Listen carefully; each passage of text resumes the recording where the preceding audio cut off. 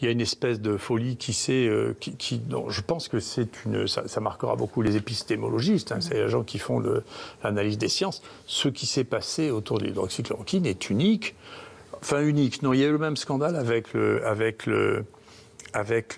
Lancet, avec le choléra au 19e siècle, et Snow. Donc, ce pauvre Snow qui avait découvert comment le choléra était transmis à Londres a failli être crucifié.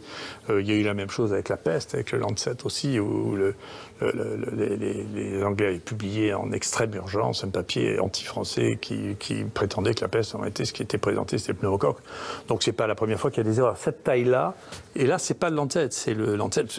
Lancet, qui est une grande publication scientifique mondiale reconnue dans le monde entier. Les trois grandes publications scientifiques, si vous voulez, c'est pour ça que c'est un phénomène qui est un phénomène extrêmement important. Moi, je pense que c'est un phénomène de bascule de notre société vers l'extrême-orient. C'est l'écroulement d'un monde. Hein. Pour moi, c'est une puissance phénoménale. Parce que le New England a fait la même chose avec les mêmes, dont vous avez 5 pieds nickelés. Personne ne connaît ces gens. Personne ne sait qui c'est. Ils ne filent aucune de leurs données. Ils produisent des trucs que personne ne peut croire. Enfin, personne dans mon labo ne peut croire ce qui était publié dans le New England, et 2 papiers dans le Lancet et 1 dans le New England, qui sont publiés comme ça.